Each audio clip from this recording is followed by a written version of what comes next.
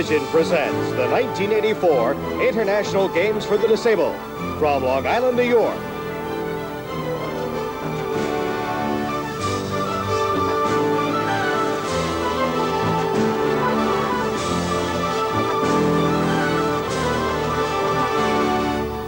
This portion of our Games coverage is being brought to you by Apple Bank for Savings, with 16 convenient offices in Manhattan, Nassau, and Suffolk. By Long Island Cadillac dealers. Cadillac, the official car of the International Games for the Disabled. By Budweiser Beer.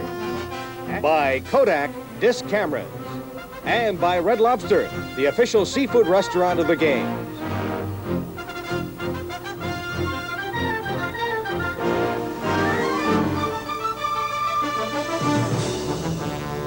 From Mitchell Park in Uniondale, Long Island, it's the 1984 Disabled Olympic Games.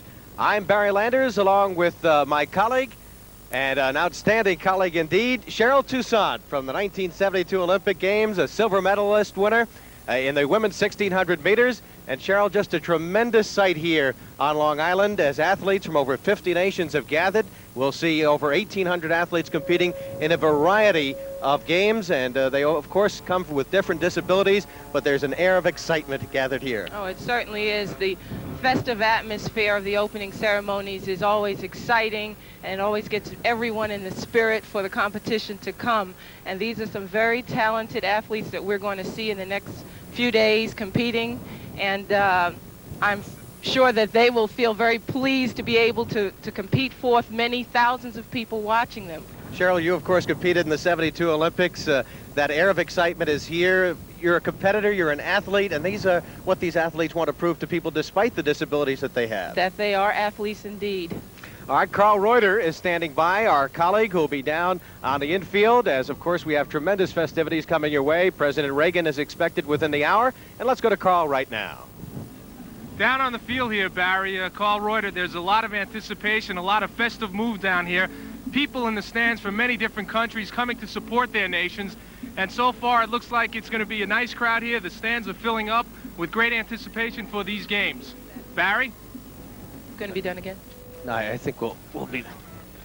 We're back here as Barry Landers and Cheryl Toussaint are back here, and we look out on a beautiful scene, a large crowd gathering, as you can see, and we'll be back with more of our coverage of the 1984 International Games for the Disabled in just a moment.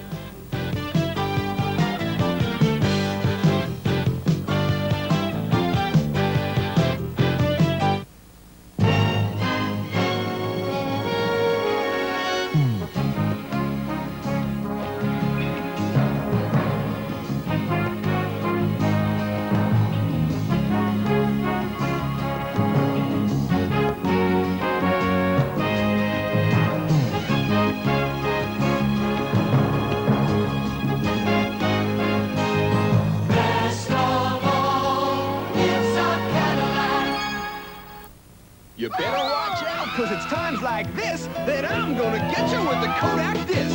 I'm gonna get you with the Kodak disc. And sure as shooting, I'm not gonna miss. Now when it's easy, as easy as this, I'm gonna get you with the Kodak disc. The Kodak disc camera is easy to load, advances automatically, and has a built-in flash. Want a camera that's easier than that? You're not gonna get it. Well, you can scream, you can yell, but you never can tell when I'll get you with the Kodak disc. I'm here with the team representing Australia in the Summer Olympics and Captain Greg Scott. Captain, can you tell me what events are represented here today? Right, we have Lynn Coleman representing us with the slalom event, Terry Biggs for table tennis and slalom, Craig Blackburn for the swimming events. I'm personally here for the goalball competition. These Olympic athletes are just great, and Apple Bank for Savings is proud to be a sponsor of these Summer Olympics.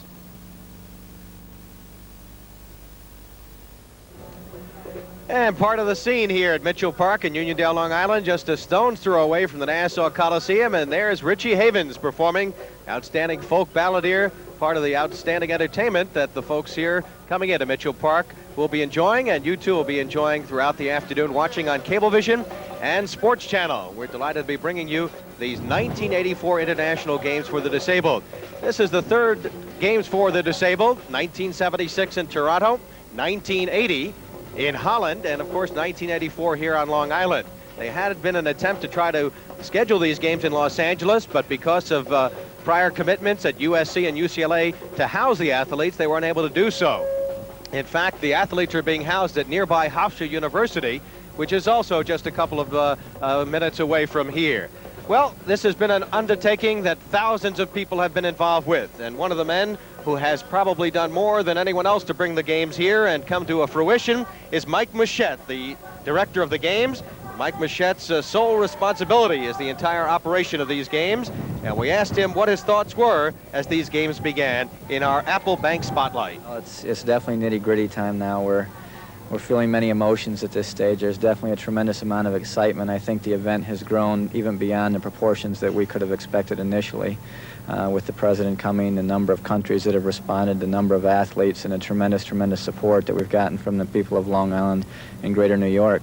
Also, at the same time, we're going a little bit crazy right now with the arrivals of delegations and the last-minute details. The staff, my staff has been tremendous. The days run 18 to 20 hours a day now getting details ready. But it's going to happen, and come June 17th at 2 p.m., the event has a life of its own.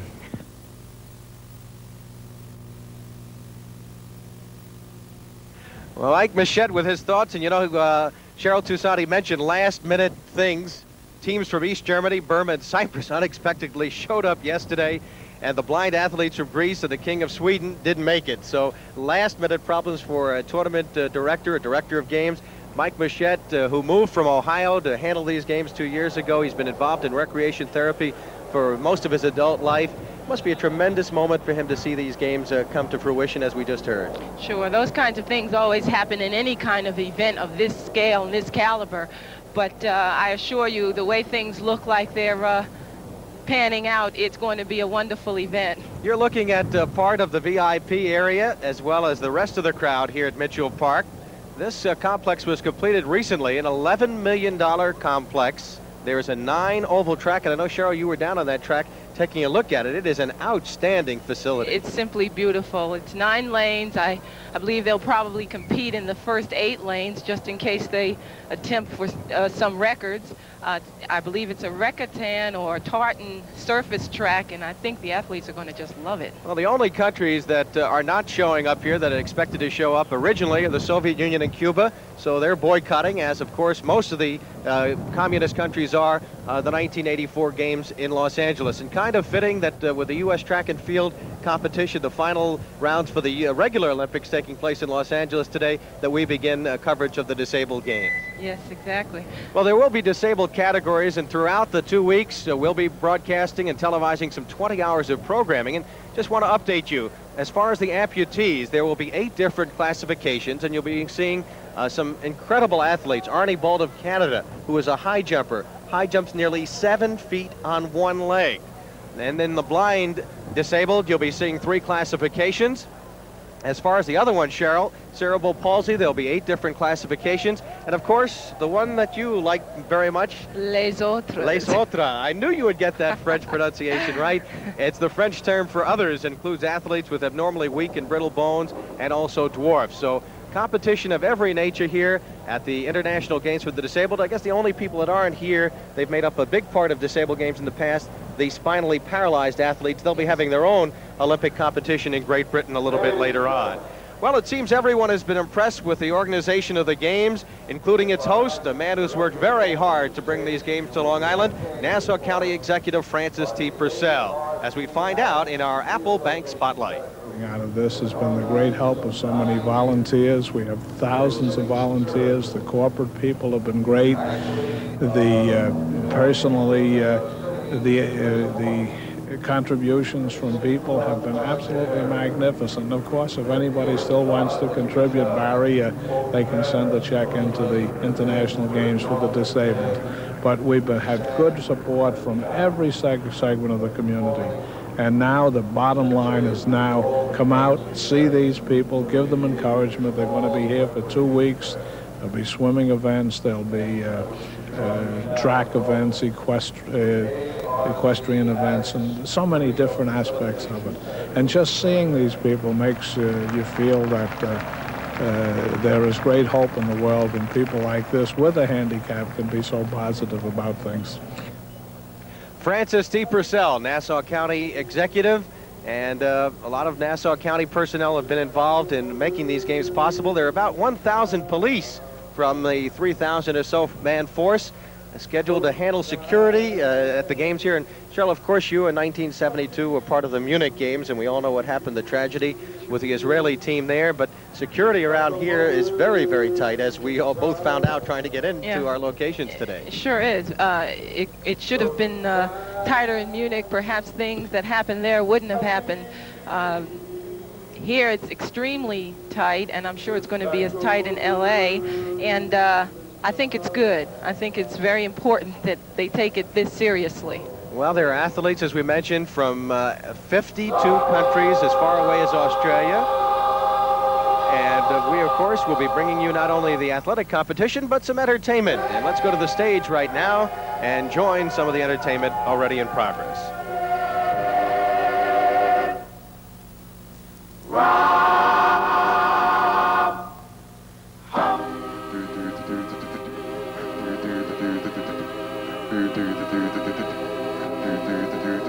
Sometimes I feel like a motherless child. Oh, sometimes I feel like a motherless child. Yes, I do. Sometimes I feel like a motherless child. Yes, I do. Sometimes I feel like a motherless child.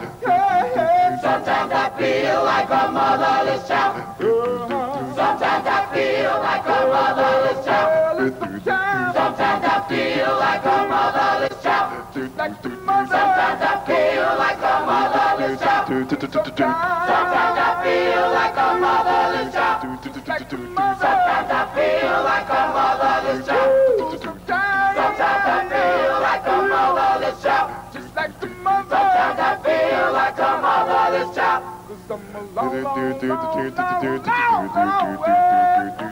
Sometimes I feel like a motherless child. Yes, I do. Sometimes I feel like a motherless child. Sometimes I feel like a motherless child. Sometimes I feel like a motherless child. Sometimes I feel like a motherless child. Sometimes I feel like a motherless child. Sometimes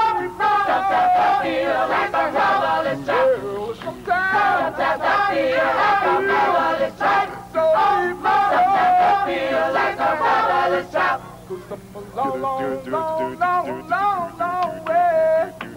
Sometimes I feel like a motherless child. Yes, I do. Sometimes I feel like a motherless child. Sometimes I feel like a motherless child. Sometimes I feel like a motherless child. Sometimes I feel like a motherless child. Sometimes I feel like a motherless child. Sometimes I feel like a motherless child.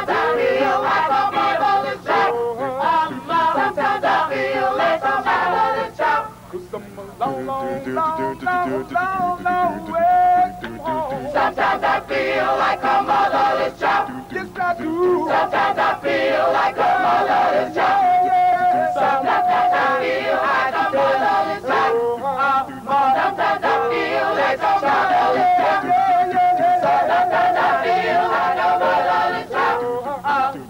Sometimes I feel like a motherless child. Sometimes I feel like a motherless child. Sometimes I feel like a motherless child. Sometimes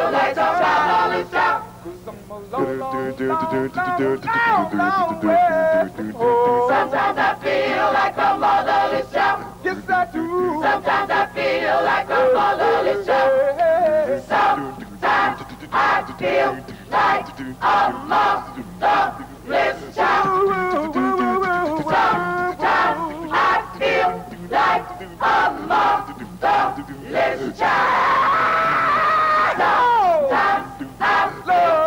motherless child.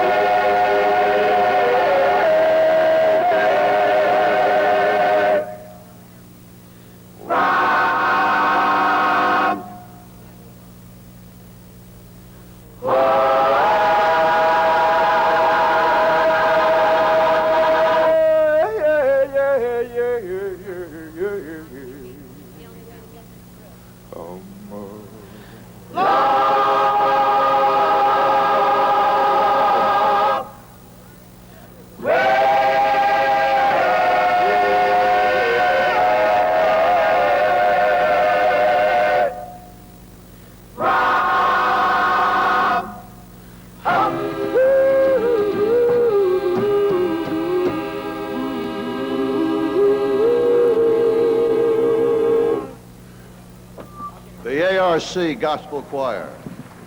Yay. Ladies and gentlemen, if that lead voice was familiar to The you, ARC Gospel Choir performing before a big crowd gathering here at Mitchell Park in Uniondale.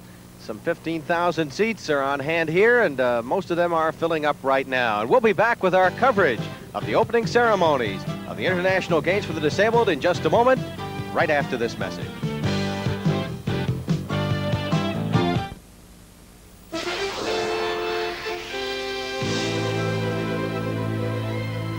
You can't build a bike for the Olympics by machine.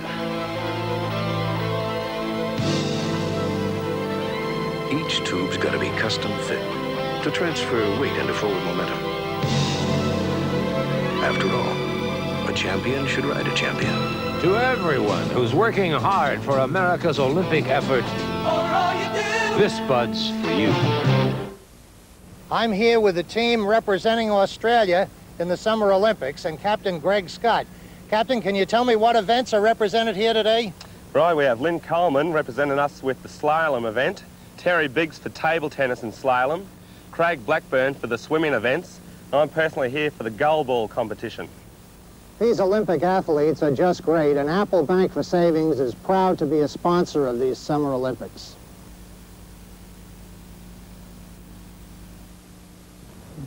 Hi, I'm Chris Lenzo. In last year's Boston Marathon, I beat the world's top runners by almost 10 minutes. And this year, I'll be racing in another major event, the International Games for the Disabled. Right now, you can help support the Games when you buy a cup of clam chowder at any Red Lobster on Long Island. For every cup you buy, Red Lobster will donate 50 cents toward the Games. So come on out and support the Games on Long Island and see world-class athletes without going to LA. Back at Mitchell Park in Uniondale, Long Island, the International Games for the Disabled, the opening ceremonies on a cloudy day. Very, very good day to watch an event. Temperatures are about in the 70s, and there is a nice breeze blowing. The only thing we don't have is sunshine. But there's a big core of press here from Washington, around the country, and certainly from the metropolitan area. And our man in the midst of that press corps, let's go to Carl Reuter. Barry, down here on the field with Glenn Goldberg. Glenn, Media Row is really filling up, and we've seen people from all over the country down here. Well, we've seen people from all over the world. It's incredible. There must be a couple hundred people here, and there's just no room for anyone to stand. The White House just delivered like a busload of people, and I think 80 to 100 people got off. People from all over, as we said, a lot of coverage and well-deserved. It is, and it's like a Tokyo subway here because they just continue to crowd them in. And Barry, we think we've seen something with Stanley Cup Finals. Oh, it's nothing like this. The stands are filling up. I'd estimate about 10,000 people here right now. People still coming in and really anticipating the nations coming in and walking and displaying their colors of their countries, and just an event that everybody is really waiting for. Yeah, it looks like it's going to be a really good day. The rain's holding off. I'm sure everyone's waiting forward to see the United States team marching at the end. Okay, Barry? Thank you very much, Carl and Glenn Goldberg down on the field. And the New Image Drum and Bugle Corps has just come out of the infield here at Mitchell Park, and they'll be entertaining before the crowd that is really building. Cheryl, as we mentioned earlier, we'll be seeing athletes of a variety of disabilities, amputee, blind, cerebral palsy, les autres, and also, as we mentioned, the spinal paralyzed not here. But the pageantry must be very similar to, of course, what 1984 in Los Angeles next month is going to be like, as these athletes are gathered here, and the anticipation of the athletes as they get set to march in, and they'll be marching in about 45 minutes, must be something great. Sure, they have to be very enthusiastic, some probably somewhat apprehensive for the competition to come, but they've got to be excited. This is probably a high point in their athletic career, for most of them at least, and just as any other athlete, and many of them look forward to this moment, this week, which they've worked so very hard for. You know, one of the things that impressed me in being down here earlier this week and watching some of the athletes work out and talking to them, they train as hard as an athlete training for the Los Angeles Games would. Oh, probably even harder. I'm sure that they don't take many of the things that some athletes who are more able, so to speak, or at least considered to be, might for granted. They really train hard, they take it seriously, and their hearts are as big as anyone else's. We'll be competing in 20 different sports here throughout the games, including track and field, and Cheryl will be working with me at track and field. You'll be seeing swimming, weightlifting, wrestling, archery, cycling, wheelchair soccer, table tennis, equestrian events, and fencing. All of these events taking part in the International Games for the Disabled. And as we mentioned earlier, in each of these events, athletes are classified by the nature and degree of their physical disabilities. Let's go right now to the New Image Drum and Bugle Corps down on the field and pick up some of their fine music.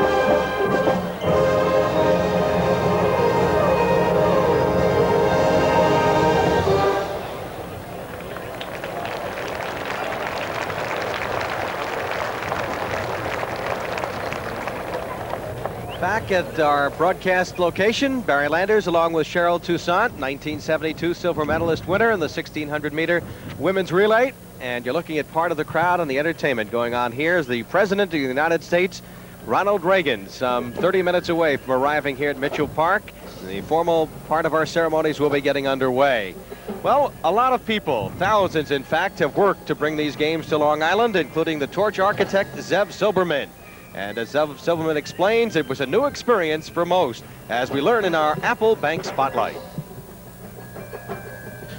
Our end of the contribution was developing the torch itself for the Olympics. And it was a very exciting project for us and for me and for the gas people. We were not experienced in this kind of item, but and we really put ourselves into it. And we try to imagine the symbolism of the torch to the particular people that are going to be using it and looking at it. And we developed this concept of a dish reaching into the sky, that somebody could come and reach his hand and light it.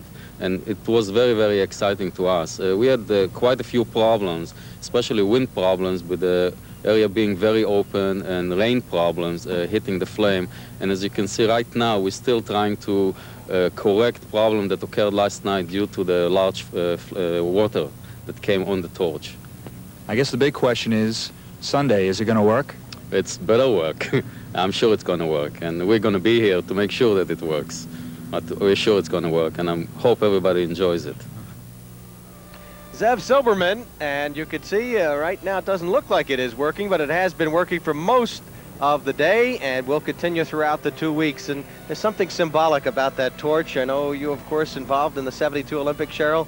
There's a feeling, and a special feeling when you look up at an Olympic torch or a torch like we've just seen. Oh, sure. It becomes very official when you see that torch light up. And you know that it's real and you're there and everybody's watching. Well, let's go now to the field once again and get a report from our colleague Carl Reuter on the upcoming events. Down here on the field with Bob Gallerstein, and Bob will be covering some of the events with us during the couple of weeks here at the disabled, the International Games for the Disabled. And Bob, one of the events will be goal ball, something very interesting I think a lot of people might want to come out and see.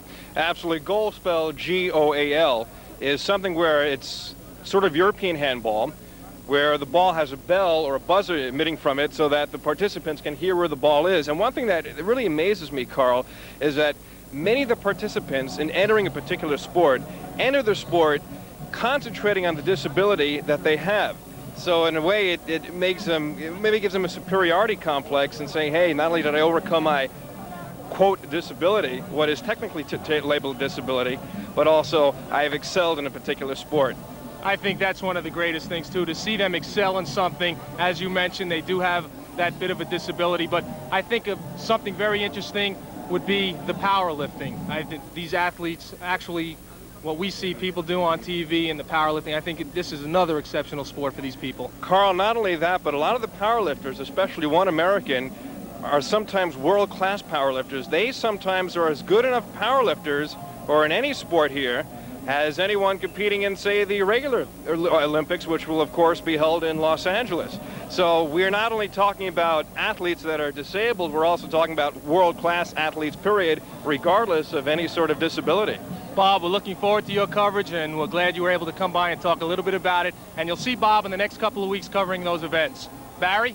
Thank you, Carl. Not only will Bob be covering events, you'll be seeing Jiggs McDonald, the TV voice of the New York Islanders, yourself, Carl Reuter, Ed Ingles of CBS, Tom Galisi, CW Post coach, Cheryl Toussaint, and yours truly, Barry Landers. A whole host of outstanding announcers to bring you the coverage. And if you want to come down and see the events in person, and believe me, it is well worth it, one ticket, $20, will give you entree and entry to every single event for the entire 2 weeks with the exception of the closing ceremonies. Here's how you can get tickets. They're available at Ticketron, and you can call area code 516-822-7337 between 9 and 5 p.m. And if you're anywhere in the metropolitan area and watching throughout the country on Sports Channel, we invite you to head to New York, spend a couple of days out here. Your heart will come away filled with great joy for humanity and for the ability of athletes who have overcome their disabilities and indeed are world-class athletes. You know, Cheryl, Bob mentioned one of the outstanding weightlifters, American Charlie Reed, who's considered the strongest cerebral palsy athlete, and he recently surpassed his own world record, to give you an idea of the kind of competition, when he bench pressed 485 pounds. Oh, that is tremendous. I wonder that might not put him in the national ranking somewhere. We talked about Arnie Bult. Tricia Zorn is an American swimmer on scholarship. She's almost totally blind, on scholarship to the University of Nebraska. She's going to be competing in the women's sighted opportunity to go to the Olympic Games as well as in the disabled games. She's a world-class swimmer. Again, another story of overcoming a disability. We'll be back with more coverage, of course, throughout the weeks and throughout our coverage here, continuing from Mitchell Park in Uniondale as we watch the Drum and Bugle Corps, the New Image Drum and Bugle Corps, perform down on the field. And let's pick up some more of their music right now.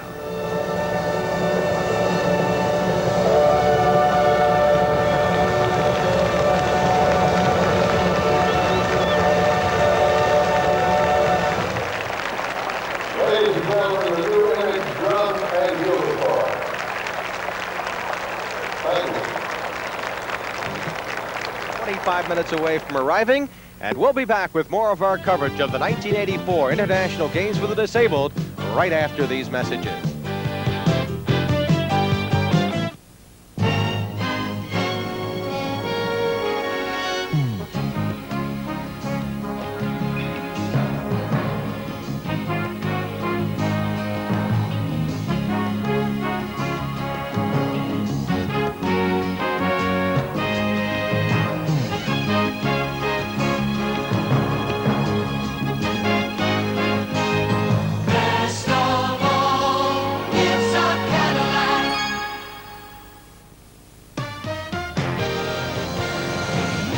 This bud's for everyone who takes the power and sends it down the line. This bud's for you.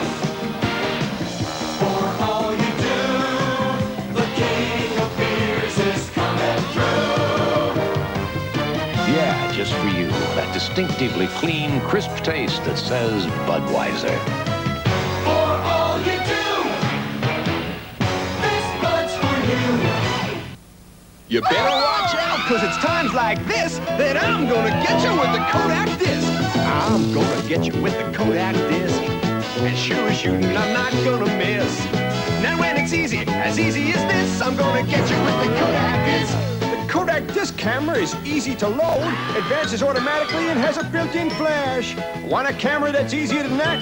You're not gonna get it. You can scream, you can yell, but you never can tell when I'll get you with the Kodak disc. More entertainment coming up for the crowd of almost 15,000 here at the Mitchell Park Complex in Uniondale. Richie Havens is back performing his splendid work, and we'll have a chance to tune in, and let's do it right now. Going back to my roots, the place of my birth, back down to earth. I'm talking about the roots in the land, talking about the roots in the man, zipping up my boots, going back to my roots, going down, got my head turned around, going back to find myself. I can't live with nobody else. Who's living in a world of fantasy? Going back where I can be me. Found the riches in finding the time.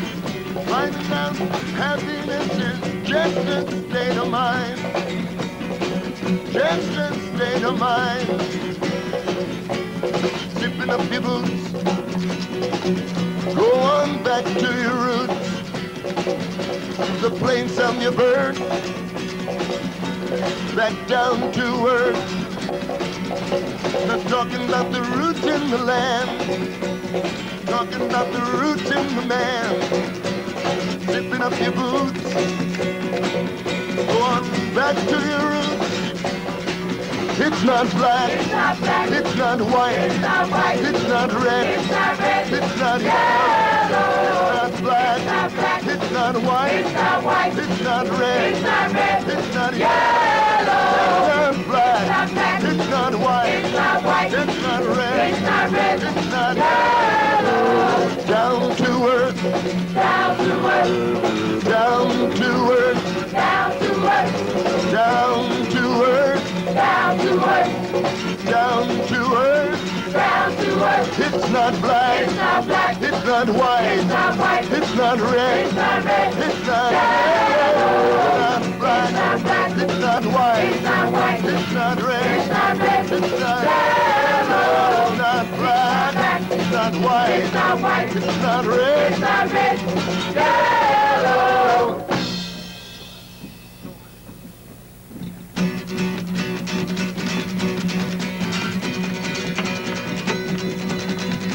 Freedom, freedom, freedom, freedom, freedom, freedom, freedom, freedom, freedom, freedom, freedom, freedom, freedom, freedom, freedom, freedom.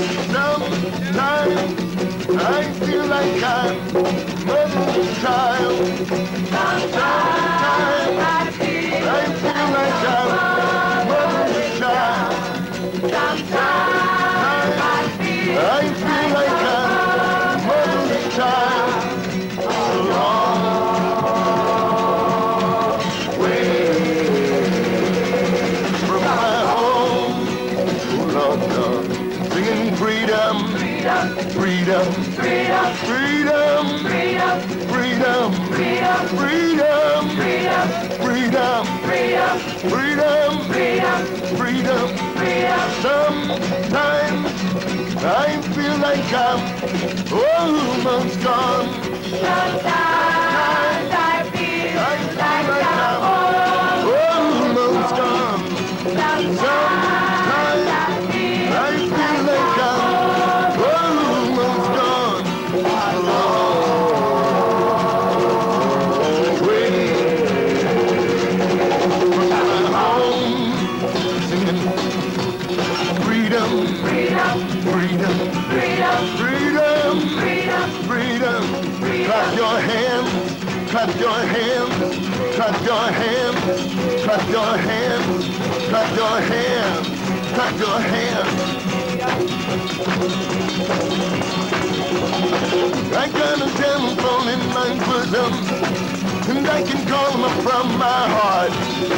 I got a telephone in my bosom, and I can call him from my heart. When I need my brother, brother, when I need my father, father, when I need my sister, sister, when I need my mother, mother. I'm not afraid to say it, I'm not afraid to say it, I'm not afraid to say it, I'm not afraid to say it, I'm not afraid to say it.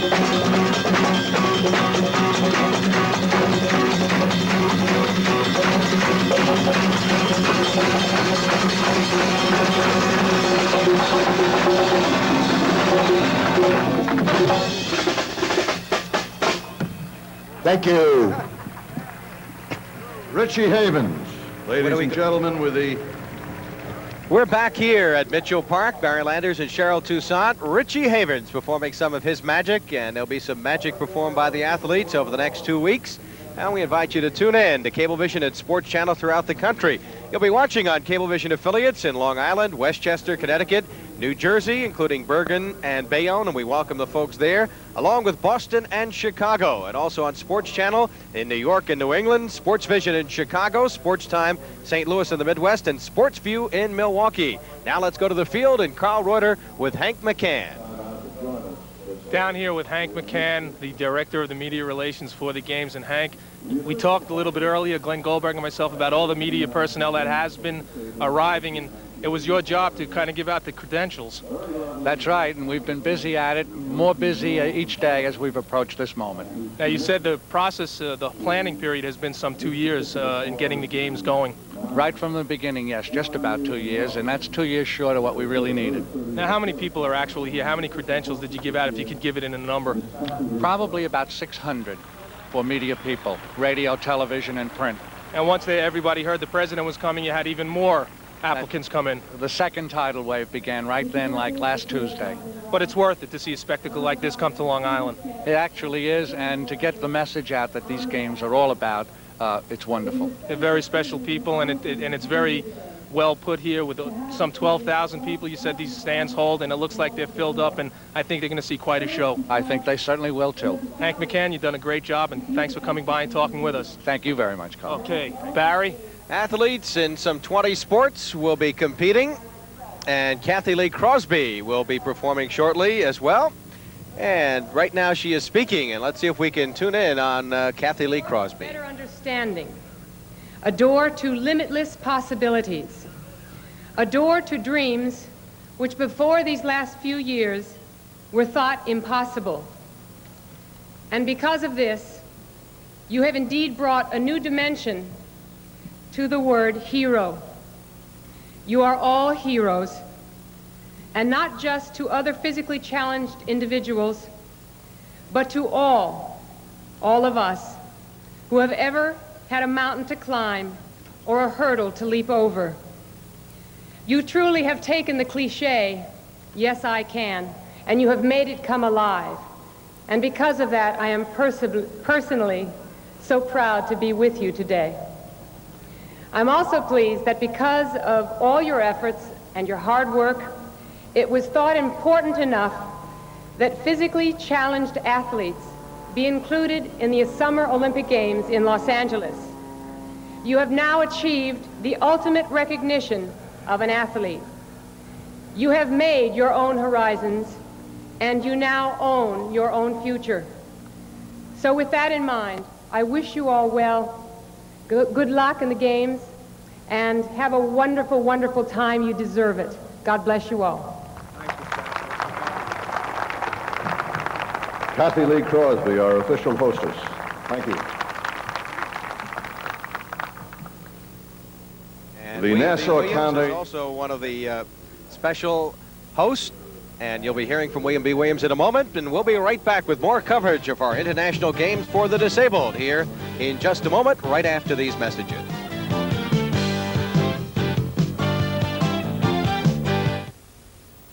This Bud's for everyone who scrapes it, sprays it, and lays it on smooth.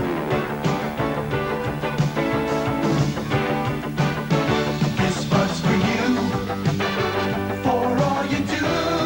The king of beers is coming through. Yeah, just for you. That distinctively clean, crisp taste that says Budweiser. For all you do. This Bud's for you.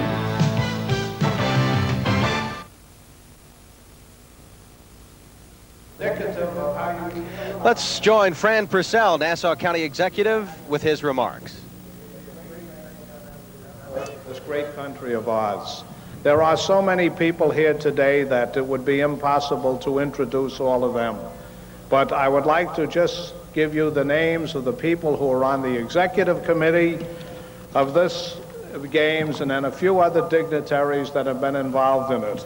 The executive board, and please, no applause, I just want to read their names. Dr. William Callahan, Jack M. Weinstein, Dick Bryant, Evelyn Collins, Rocco Campanero of the Long Island Federation of Labor, Mr. Arthur Copeland, who is the United States Association for the Blind Athletes, Joseph A. Forte, Deputy Superintendent of BOCES Schools in Nassau County, Mr. Craig Huber, United Cerebral Palsy Association, and Ben Lipton, who is the man who 2 years ago came to me and said, I think we should have these games in Nassau County, and he was the fellow that started the ball rolling.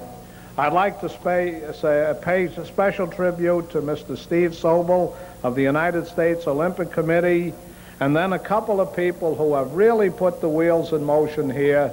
Mr. Mike Machette, who is the director of the Games, and I think he deserves a great hand.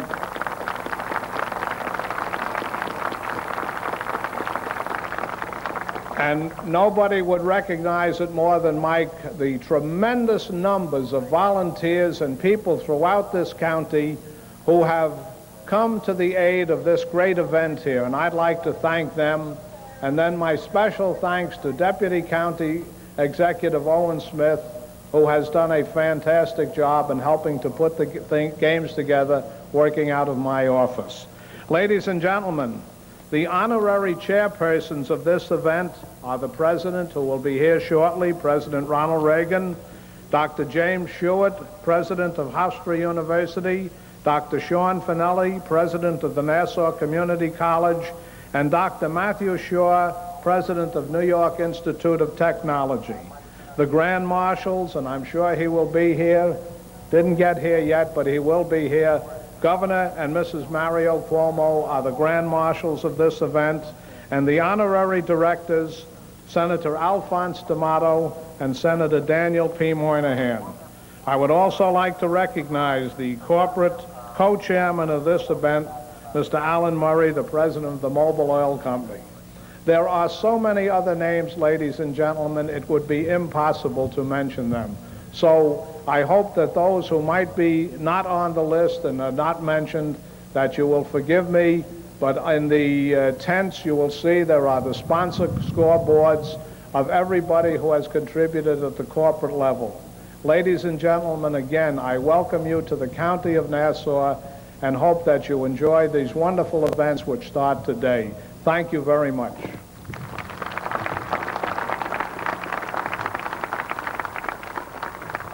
Thank you, Mr. Purcell. At this juncture, we were to have had a message of healing and a spiritual message, but we are awaiting a reverend. The world, I think, is awaiting a reverend. At any rate, the very fact that you're here shows, I think, concern and a great amount of spirituality. I thank you again for coming out in what is not the best of climactic conditions. We appreciate it. Ah, we have a bishop in the house?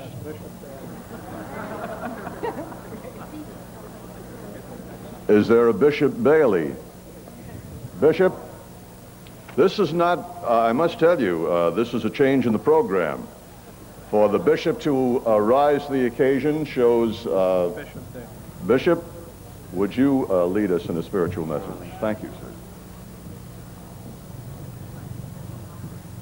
It is most appropriate on Father's Day that we should call upon the Father of us all in a very special way to bless these young athletes who have accomplished so much and are such a source of encouragement and inspiration to all of us. We ask the Father's blessing on them today and throughout their lives. We ask the Father's blessing also upon all those who have made this day possible or these days possible and the opportunities that they offer to these young people. In this world in which there is such a need for encouragement and challenge, as has already been said, these young people provide all of us with all of the challenge, with all of the inspiration, and with all of the encouragement that we need as a people and as the children of the one Heavenly Father. We ask the blessing of that Father on all the things that happen here during the course of these games. Amen.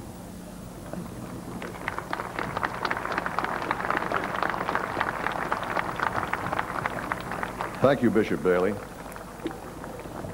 There is a show business parlance called winging it, and Bishop, you winged it. Thank you. At this point, we were supposed to have a moment from somebody from the United Nations.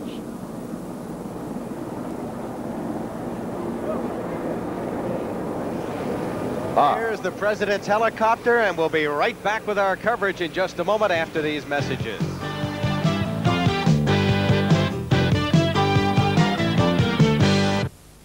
I'm with Captain Greg Scott of the Australian team, who competes in a very unusual event. Greg, can you explain? Sure. The game's called goalball, and it's played on a court the size of a basketball court. To be competitive, we have to rely on our hearing skills because we're totally blindfolded during competition. Is that a game you think I could play? Well, at the start, I'd sit back and watch for a while. These Olympic athletes are just great, and Apple Bank for Savings is proud to be a sponsor of these Summer Olympics.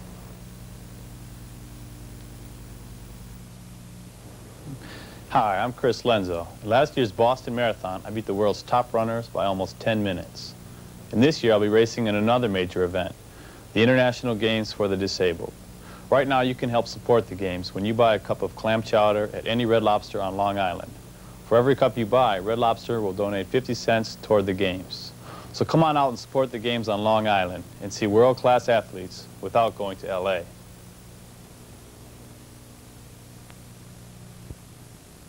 Two helicopters landed moments ago, one carrying a huge number of the White House press corps, another carrying the President of the United States, President Ronald Reagan. And that is the President's helicopter, and the President has just, I believe, stepped out, and you'll be seeing the President shortly as he gets set. I believe he was accompanied from Kennedy Airport by Senator Alphonse D'Amato, and he will be arriving at the podium shortly as a large contingent of the White House press corps also landed in a second helicopter just moments ago, as we saw going to the break.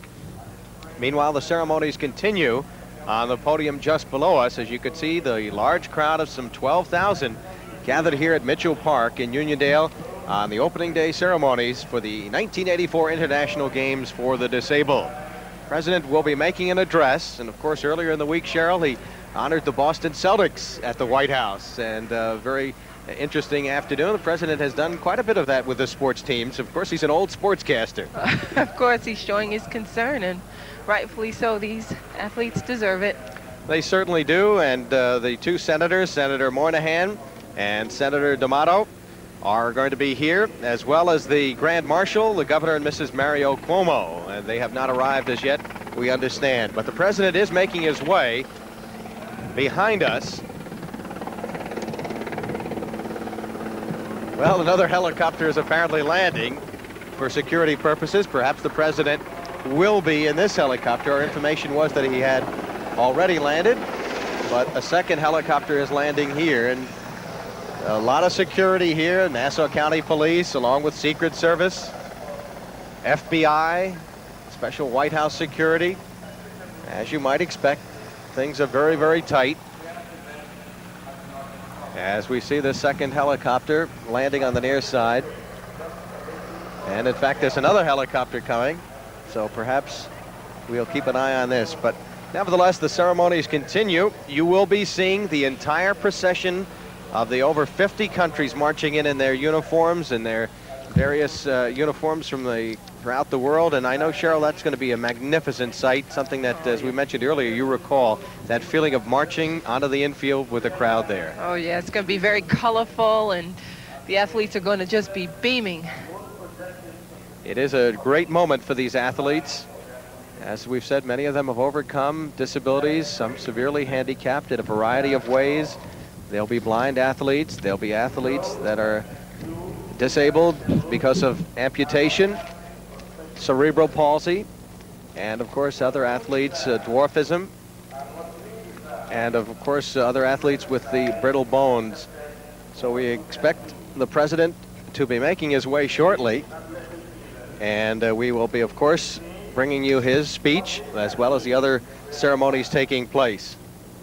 Let's go to Carl Reuter right now and see if he has any further information in the midst of that large press corps. There is a hush in the crowd right now, a gentleman speaking, but Barry, There is also a buzz in the crowd, the anticipation of the president arriving soon. Security has been very tight all morning long and all afternoon, and the expectant of Mr. President, who should be here arriving shortly, and when he does come, he will make his speech. But there is very tight security all around here, and it should be that way as the president makes his way through. Barry? Helicopters have landed, Carl, and a fourth one is making its way out here. We have had no official word that the president has actually landed here at Mitchell Park. As we mentioned, those of you watching out of town, we're just a stone's throw, literally away from the Nassau Coliseum, located just north of Hempstead Turnpike, and right near the campuses of Nassau Community College and Hofstra University. Now this extra helicopter is coming down, and there you can see it just behind us, and I do believe that this one finally will have the president. We had a Marine Corps helicopter land a few moments ago, a large one right behind that one, which the members of the White House press corps alighted. Boy, they moved pretty quickly, Cheryl, didn't they? They sure did. I think they were getting in position. Well, it is approximately 3 o'clock, and that was the scheduled time. President Reagan was expected to land at Kennedy Airport at 2:35 and arrive here at approximately 3 o'clock. He will be staying for some 40 minutes to an hour, and we'll welcome the guest athletes from the over 50 nations. Over 2,500 people have come from as far away as Australia, and they will be, of course, competing in these international games for the disabled. Netherlands, the host team, will be the first country that will be marching in. They were the host team in 1980, and the United States delegation will be the final one, the host team, of course, in 1984.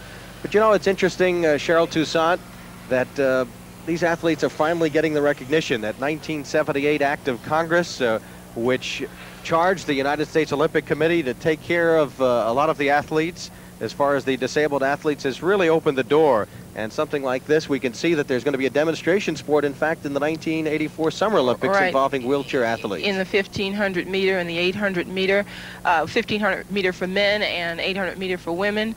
It's really a major hurdle for the disabled athlete. It's a door that's finally being opened, and it's just on time for these deservingly athletes. All right, as you can see, President Ronald Reagan has gotten off the helicopter, or is it the president? We thought it was.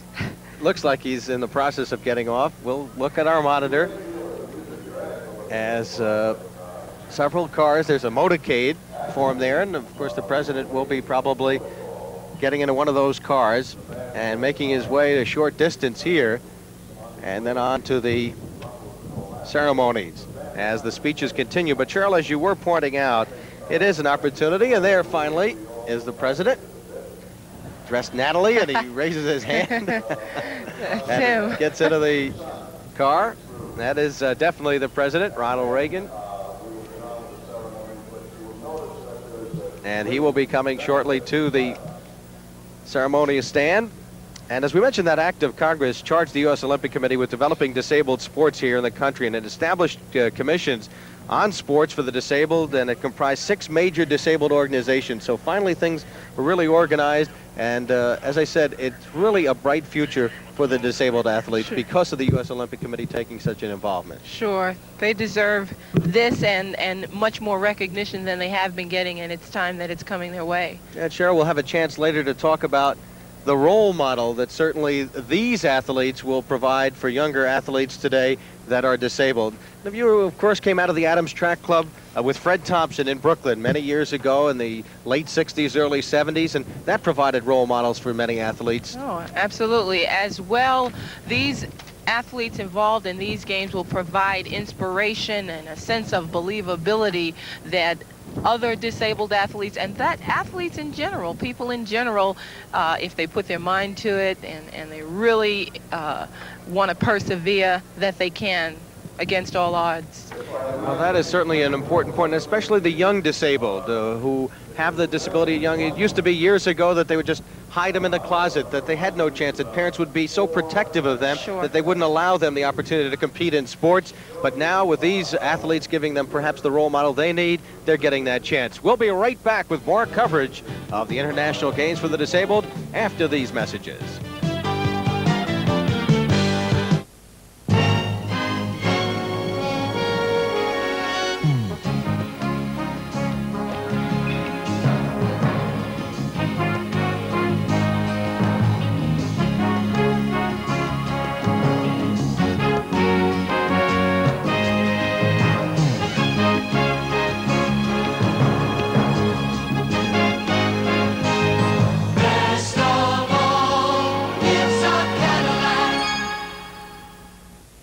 You better watch out, because it's times like this that I'm gonna get you with the Kodak disc.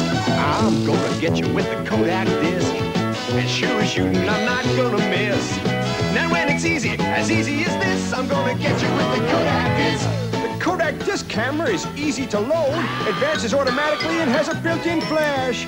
Want a camera that's easier than that? You're not gonna get it. You can scream, you can yell, but you never can tell when I'll get you with the Kodak disc. Back at Mitchell Park in Uniondale, Long Island, part of the crowd gathering as these opening ceremonies are just about an hour and 3 minutes underway. And I am Barry Landers along with Cheryl Toussaint, 1972 Olympic silver medal winners in the 1600-meter races. And as we look at this very exciting spectacle, Cheryl, the president about to speak, the crowd is really hushed now, awaiting his not only arrival, which has taken place, but to hear what he's got to say. Sure, I'm sure they want to hear his comments. It's a very high point for these athletes, and the spectators are very anxious to see him and hear what he has to say. Well, all the athletic competition will take place within a 1-mile radius of this new $11 million Mitchell Park complex, and the site not only includes this 9-lane track, but an ultra-modern pistol and rifle range, and as we mentioned, electronic timing capabilities here at this track. So it is one of the most impressive athletic facilities built in many, many years here on the island. Now, many of the White House press corps has just been cleared on the far end, and they're parading across the field, and they'll be setting up camera crews from just about everywhere. And of course, there's coverage from the BBC, from Australia. Many countries have sent crews here to televise these games. Again, another aspect, the disabled athletes getting the opportunity to show the kind of world-class athletes they are. And as we said, very interesting that, of course, they're coming out of the closet, so to speak. So right now, we await the president and his remarks. As you can see, the crowd up at the podium. Francis T. Purcell, the Nassau County Chief Executive, along with many other dignitaries there. Looks like we just saw Senator D'Amato in a camera shot. Many of the VIPs awaiting the president. Ben Lipton has been one of the, there is Senator D'Amato, Senator Alphonse D'Amato. Right behind him is Mike Machette. That's Mike Machette with the glasses turning away, looking back over his shoulder, 31 years old, 2 years moved from Ohio to Elmont, Long Island, set up in a small room over in Eisenhower Park, a desk and a telephone. Somebody said organize the International Games for the Disabled 2 years hence, and he's done it. That's quite a task and quite a job as you look out at the spectacle that we have today. I'll say, what if he just must be sitting there with somewhat anxiety, but because it hasn't really started. I mean, when those balloons go up and that torch is lit, I think he'll breathe a sigh of relief. There was Francis Purcell sitting down, and as we mentioned, perhaps the man that really behind the scenes helped these games come to Long Island, Ben Lipton. Ben Lipton, a Malvern native, a good friend of Francis Purcell. He was the man who was involved in wheelchair games back in 1946, a long time ago with the Boulevard Watch people, when they organized wheelchair basketball, and they had great teams. I remember as a youngster going watching some of the demonstrations that they put on. That was the first real opportunity for disabled athletes to perform, Cheryl. Yes, I know, and it's interesting. Not very many people realize what is involved in that kind of competition. There's a lot of strength involved, and a lot of endurance involved, and a lot of work goes behind it. It looks simple enough, I mean, but really a lot of work goes into it. I'm looking forward to the televising of some of the basketball games that we'll be covering. We'll, of course, be following the United States team. And as I mentioned earlier, Ben Lipton has been such a key factor in the games coming to Long Island. He walked into Nassau County Executive Franz Purcell's office looking for a home for these games, and he found a home, and he found a very receptive home here in Nassau County. As we look out at the crowds that have come in here, people were worried about attendance. Would there be more than a few thousand people here? But as we look around, Cheryl, almost all the seats are filled. Yeah, it has to be a sellout crowd today. It's no place to stand even. Well, it was Ben Lipton involved with wheelchair athletes and with the disabled athletes who brought it to Francis Purcell's attention, and with the help of almost 3,000 volunteers, with the help of Nassau County people and Long Islanders all over who have participated as volunteers, some as paid people. The games have come to Long Island, and it's a great spectacle, and it's a great tribute to the people who have made it possible. Has to be a proud moment for this county. And again, we are awaiting the president, who was expected just a few moments ago, according to the official schedule. But nothing goes according to the official schedule, does it? There's Senator D'Amato. I don't see Senator Moynihan, who was expected to be sitting just to the opposite of Senator D'Amato. Of course, Senator D'Amato, for those of you watching out of town, former supervisor of the town of Hempstead, and certainly very much involved with Long Island, and now senator for all of New York State. There's part of the camera crews, and I would say White House press corps that just arrived a short time ago. And I believe they're also here filming for perhaps some political purposes down the road, president's campaign speeches and other facts. So there's a large crowd, and now we can hear the trumpets, and the president should be coming in just a moment. And now the announcement, the President of the United States arriving, and there is Mr. Ronald Reagan, Mr. President. He's greeted by Fran Purcell and Senator D'Amato, Mike Machette, Games Director, right behind him, Kathy Lee Crosby right behind the President.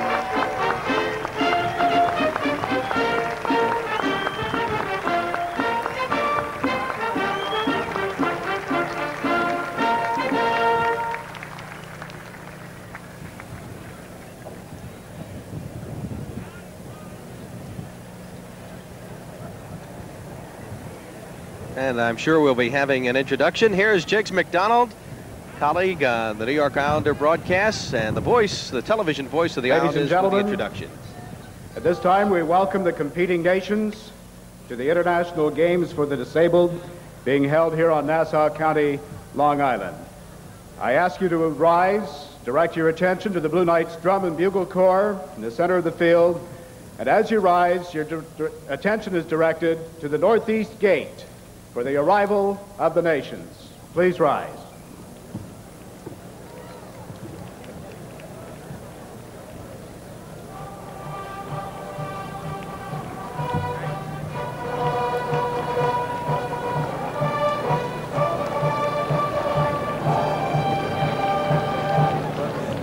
The first nation to arrive was the host nation in 1980, the Netherlands. Their flag bearer is Bert Bottomay. Bert is 25 years of age, competes in the track and field events. The reason he was chosen to be their flag bearer is that he competed during the 1980 Olympics.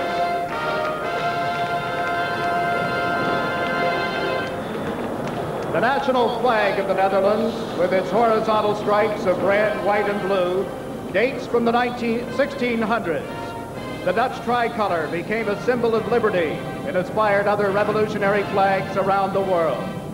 Today, Dutch citizens are permitted to fly an orange pennant above the tricolor on occasions of national importance. Bert Bottomay and the delegation from the Netherlands.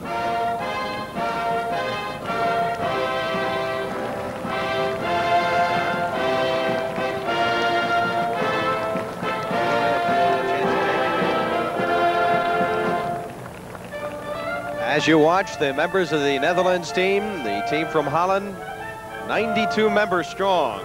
Blind athletes, there are 15 of those. Cerebral palsy, 17. The ultra, 5. Amputee, 28. And the flag bearer, as you heard, Bert Botmane, 25-year-old track performer. Now, as we mentioned, as you know, the Dutch team hosted the 1980 the Games. field of play, They have an outstanding soccer country team. of Argentina from South America.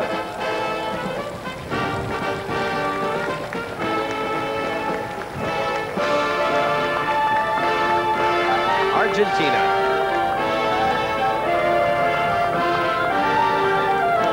The flag bearer for Argentina is Hugo Vileba. You'll notice that the flag above and below the white central stripe of Argentina's national flag are two stripes in a shade of blue known as celeste. This color, together with white, became a national symbol early in the 19th century. The May sun commemorates the appearance of the sun through the clouds and independence for Argentina.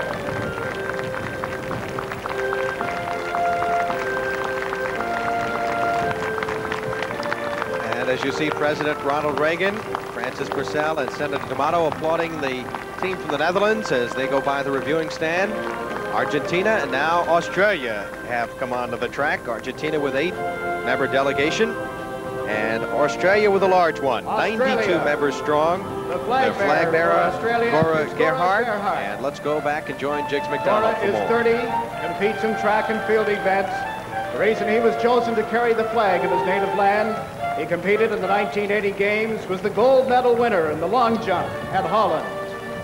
The basis of the design of this flag is the British blue ensign, with the addition of the 5 stars of the Southern Cross, the constellation in the fly, and a larger star known as the Commonwealth Star below the canton. The 7 points of this star represent Australia's 6 states and 1 territory. Australia.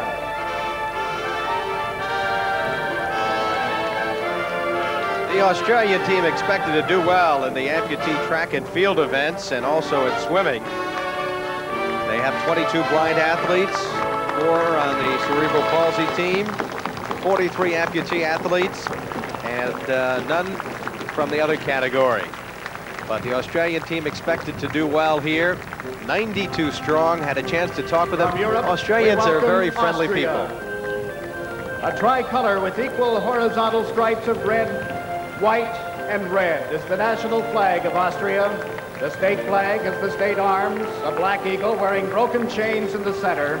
According to the tradition, the red and white colors originated in the blood-stained tunic of Leopold, Duke of Bavaria, who fought in the Battle of Thomas in 1191. The only part of his tunic unstained by blood was the waist, where his sword belt had been. Ladies and gentlemen, Austria.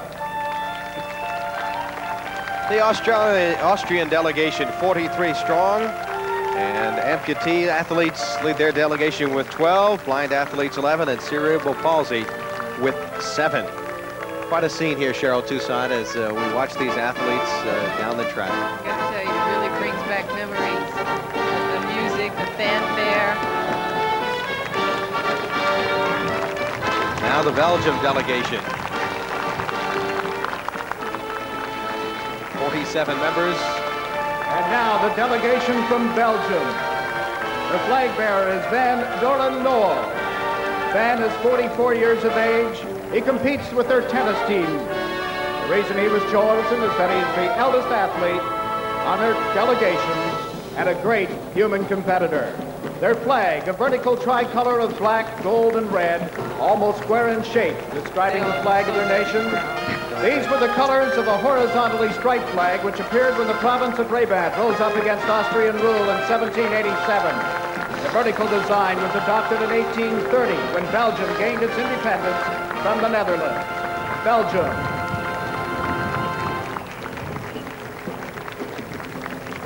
And now Belgium followed by Brazil. Belgium, by the way, with Mr. 47 President, athletes, led by ladies and their gentlemen, CP athletes this is with going to 19. be a very And their long CP team's procession. considered very We strong. ask that you take your seats Brazil, and enjoy the 29 rest of the strong. procession as the nations arrive. And now Brazil, the flag bearer, Mario Sergei Ponte. Mario is 27. competes in track and field. It's chosen as the national blind Brazil champion go by the of presidential Brazil. reviewing stand. The green flag of CP Brazil athletes has a lead them with central 10. yellow lozenge, diamond shape, containing a blue disc representing the night sky seen over Rio de Janeiro. Followed by Burma. So around the world, Cheryl Toussaint, the countries continue to come. Order and progress. The green color symbolizes Brazil's vast forests. The yellow and We the can't diamond hear shape jigs very well represent up its here. great mineral wealth. And now Burma from Asia. Since its independence from Britain in 1948, Burma has had a plain red flag with a dark blue canton charged with white symbols. The only change came in 1974, and the symbols were altered to represent the new socialist ideology. Welcome, please, the nation of Canada. The present design of Canada's flag was adopted in 1965. The flag is red with a white square, the full width of the flag in the center. The square is a large red maple leaf, Canada's national emblem, and the red on each end depicts Canada stretching from sea to sea, the Pacific on the west, the Atlantic on the east. The flag bearer is Tim McIsaac. Tim is 25 years of age and a swimmer representing Canada, the reason chosen. He competed in the Olympics in 1980 and set 4 records. He was the Canadian Junior Athlete of the Year in 1976 and a nationally carded athlete through Sport Canada, the nation of Canada. 198 strong, 55 blind athletes, 50 will be competing for the cerebral palsy team, 30 in the amputee area, and Canada, of course, features the competition of the best athlete, Arnie Ball. There is Lars Peter Olsen. Lars is 25, Now Denmark competes coming in the discus, javelin, and shot put. He was chosen as he competed internationally for the first time 10 years ago. Their flag is the white cross on a red flag, the simple design of the Danish, known as the Spirit of Denmark. It may be the oldest national flag to be used continuously since it originated. 51 athletes strong. The Danish have an excellent swimming team contingent here, led by their CP athletes 15, blind athletes 12, and amputee with 7. The flag of Africa's nation of Egypt is a tricolor of equal horizontal stripes of red, white, and black, with the arms of the Federation in the center of the white stripe. The arms consist of a gold hawk representing the tribe to which Muhammad, the founder of Islam, belonged. And below it, a scroll bearing the words Federation of Arab Republics in Arabic script. The flag flown in Egypt has the name of the country beneath the scroll and was adopted as the official flag in 1972. The Faroe Islands, the flag bearer, Christopher Rasmussen. Christopher is 20 and will be competing in the swimming events. The Faroe Islands officially adopted the flag in 1948, the national and merchant flag of the Faroe Islands, which are a part of Denmark. It's a red cross, fimbriated in blue on a white field. As in other Scandinavian flags, the upright limb of the cross is placed towards the hoist. Faroe Islands located between Iceland and Scotland, some 50,000 people. Of Germany. Now the large contingent from West Germany. Ewald Kuntz. Ewald, ladies and gentlemen, is 56 years of age. He was chosen as he competed in all athletics in the Olympics of 1976, 1980, and is here with us in 1984.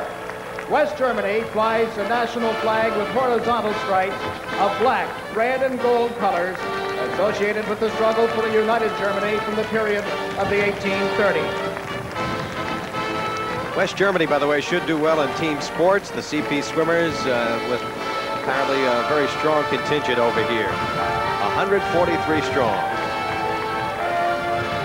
Now Finland is coming up, and they have 70 athletes here, led by 27 amputee athletes. Now arriving Finland, the flag bearer, Adi Karkania. Adi is 45. Competes in the discus and the shot put. The reason chosen as the flag bearer of this great nation is muscle power, shape, and his routine. The present national flag of Finland was adopted soon after independence from Russia. The flag is a light blue Scandinavian cross, the cross offset towards the hoist on a white field. The colors symbolizing Finland's blue lakes and white snow. At the center of the cross, the state flag bears the national coat of arms, consisting of a yellow lion rampant holding a sword and standing on an oriental scimitar, all upon a red field. The Finns expected to be strong in swimming and team sports. 27 amputee athletes making up their 70-member delegation. And now the French athletes. Welcome France, the flag bearer, Robert Rosé. Reason chosen, long career in the oldest French disabled club and for his fair play. The present national flag of France, the blue, white, and red tricolor, is one of the best-known flags in the world. Its design of vertical stripes originated in the French Revolution. The width of the stripes has varied over the years. To give the visual effect of equal width, the red stripe is wider than the white, which in turn is wider than the blue. 31 amputee athletes leading their delegation, 25 with cerebral palsy. And the French amputee team in track appears to be very strong, and we'll be following them, Cheryl and I, throughout the next 2 weeks. Now the German Democratic Republic, East Germany, will be next. They have 6 members here, 4 blind athletes. And they have exceptional runners, we are told.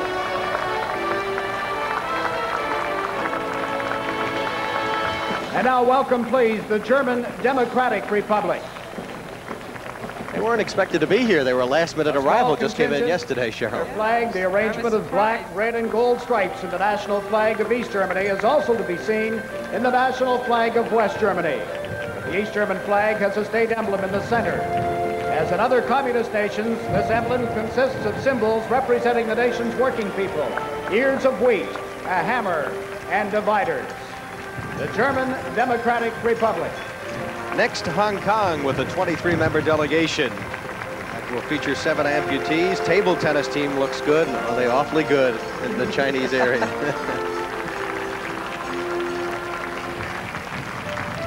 We'll also be featuring table tennis in our coverage throughout the 2 weeks. And now the delegation from Hong Kong. The flag bearer, Eddie Lau.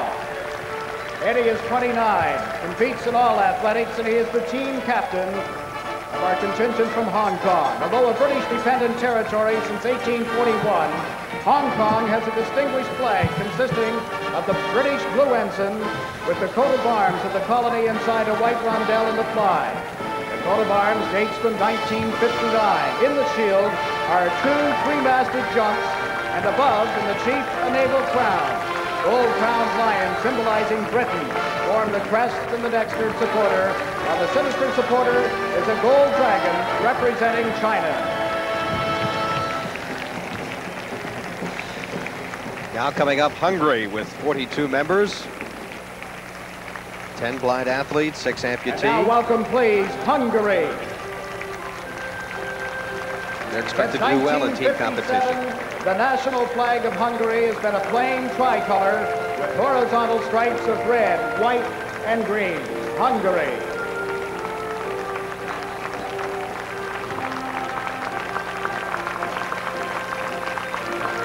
Good to see that not all of the communist countries boycotted these games. Cuba and the Soviet Union, the only 2. Certainly is. Certainly is. It adds a nice flavor, nice international flavor. There's President Reagan and Senator D'Amato. The next group of competitors comes to us from Iceland. The flag bearer, Ski Larsson. Ski is 33, competes in field defense, and was selected to be the flag bearer due to his strength and stature. The design of the Icelandic flag identifies it as one of the Scandinavian group. A red cross, imbricated in white, on a dark blue field, with the vertical limb of the cross set towards the hoist. The design dates from 1915. It became the official national flag when Iceland gained independence from Denmark in 1944. Iceland's 18-member delegation as they march in review for the president. Now India with 10 members. And now arriving the athletes of India. The flag bearer, Sri D.P. Mellanvale. A bilateral amputee, National Award winner, President of Pine District Disabled Sports and Rehabilitation Association, carrying the flag of India. The flag is a horizontal tricolor of orange, white, and green. The orange represents the Hindu majority, green the Muslim minority, and white a desire for peace between them. The the center of the white stripe in dark blue, the ancient Buddhist Shaka symbol. And now Indonesia, the flag bearer, Katan Santoso. Katan is 31 and is the national medal holder. Indonesia's national flag is a simple bicolor of two equal horizontal stripes, red and white. The design was adopted in 1945. And now Ireland. 55 members of the Irish delegation. Bridie Linka is carrying the flag, the youngest member of the blind team, a bronze medal winner in discus in the European Games of 1980. The Irish flag was first inspired by the tricolor of the French Revolution. It became the official national flag of Ireland in 1922. The colors have a symbolic purpose. Green represents the fertile countryside of Ireland and its Catholic people, orange the Protestants of Ulster, and white the desire for peace. Now Ireland followed by Israel. 46 members strong. The flag bearer, C.B. Karsh. 21 amputee athletes will lead their competition. He is a world champion in his selected sport. As its national flag, Israel flies a design of blue and white stripes based on a Jewish prayer shawl. In the center is the ancient six-pointed Star of David. The design was made in America in 1891 and was officially adopted by the new state of Israel in 1948.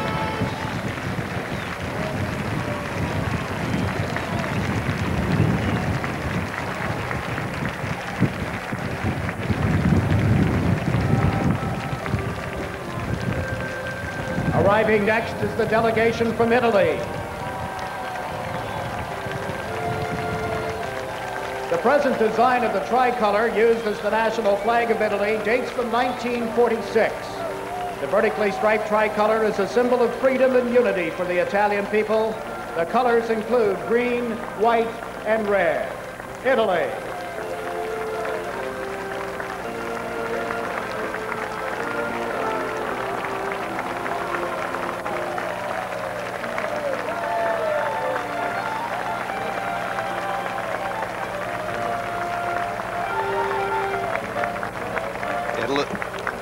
Italy followed by Japan. Italy, by the way, with 19 blind athletes leading their group of 57.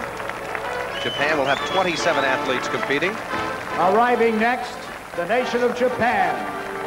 The flag bearer. The flag bearer for Japan, Yasushi Ushi. He competes in swimming, a high achiever in those events. The geographical position of Japan in the east is expressed both in the name of the country, Land of the Rising Sun, and in the national flag, known as the sun disk. The simple, beautiful design of the flag consists of a large red disk in the center of a plain white field. Flags with such sun disks have been used by emperors and warriors in Japan for many centuries. And now the delegation from Kenya. The Kenyan national flag has three equal horizontal stripes in black, red, and green, separated by narrow fimbriations in white. In the center is an emblem consisting of a Mozzie warrior shield and two crossed spears. The Republic of Korea. Excuse me, Kuwait. The national flag of the Emperor of Kuwait, another flag bearing the colors associated with Pan-Arabianism. Flag bearer is Adel Al-Kahila. Adele is 23, competes in track and field events, was the best athlete in 1983 in Rotterdam, the reason for the flag bearing today. Now the small country of Liechtenstein, located in Central Europe with 6 athletes. The national flag of the Principality of Liechtenstein has two equal horizontal stripes, royal blue over red. In the blue stripe at the hoist is a gold crown, which is often seen turned 90 degrees so that the flag can be hung vertically. You know, Cheryl Toussaint, as we look out on the infield, we get a shot of the infield. It is just a color are magnificent. A sea of colors of the various countries as the athletes are on the infield right now. And I know it's sending some chills down my spine. Oh, and mine too. Mine too. All the flags, all the colors and the different uniforms. Next, the athletes representing Luxembourg. Scarves. Just magnificent. Now Luxembourg comes on. 8 members of their delegation. Bingen Matthias. Bingen is 41, competes in track and field events. He is the oldest competitor representing Luxembourg at these games. The Grand Duchy of Luxembourg has a national flag which is almost identical to that of the Netherlands, except that the blue stripe is of a lighter shade and the flag is longer. The red, white, and blue colors were derived from the Grand Duke's coat of arms, which dates from the 13th century. Delegation's a little bit spaced out now as compared to before, and Mexico will be the next one. Again, the pageantry here at Mitchell Park, and again, we do, not to belabor the point, hope you'll come down over the next 2 weeks, whether you're watching on Long Island, anywhere in the metropolitan area, or throughout the country. Tickets are readily available, and you will see some great athletes as we watch Mexico. Speaking of hats, the Mexican delegation has some magnificent hats on it. The national flag of Mexico is a vertical tricolor of green, white, and red stripes, with the national emblem in the center. The stripes were inspired by the French tricolor. The emblem of the eagle, snake, and cactus is based on an ancient Aztec legend about the founding of Mexico City. Mexico. And now New Zealand with 5 members. They've come a long way, like Australia, some 12,000 miles to get here. 2 amputee athletes, 1 member of the CP. And flag bearer, as we'll hear from Owen, is Michael O'Callaghan, 33-year-old track performer.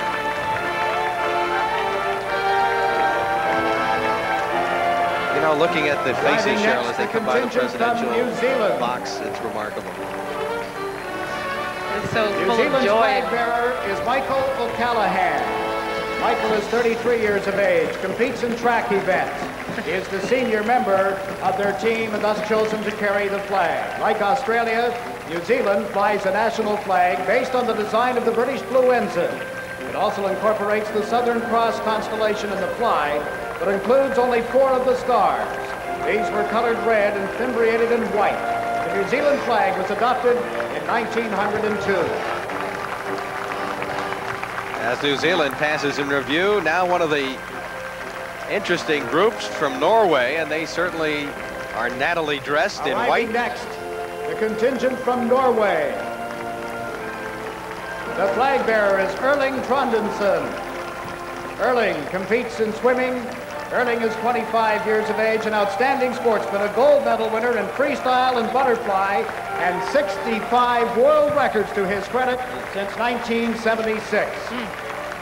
Norway became an independent nation in 1905, and her national flag shows the nation's long link with Denmark. The Norwegian flag reflects the design and colors of the Danish flag, to which has been added a blue cross over the white of the Danish flag.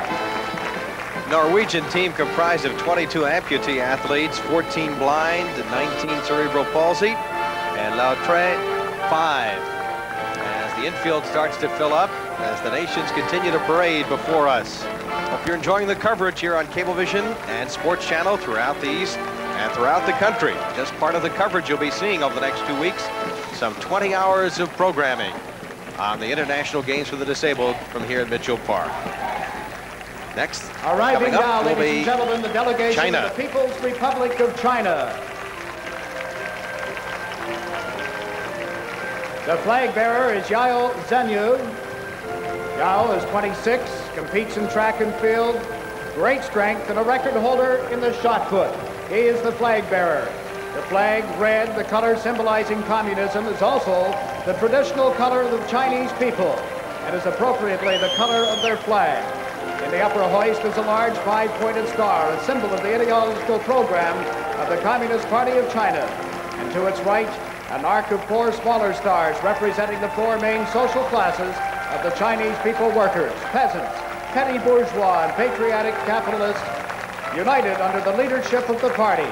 The 5 stars together also stand for the unity of China's principal traditional territories, China itself, Xinjiang, Mongolia, Manchuria, and Tibet. The present design became the official national flag of China in 1949. 41 members strong, that Chinese delegation. Everyone's certainly talking about their table tennis team as we see Poland coming in.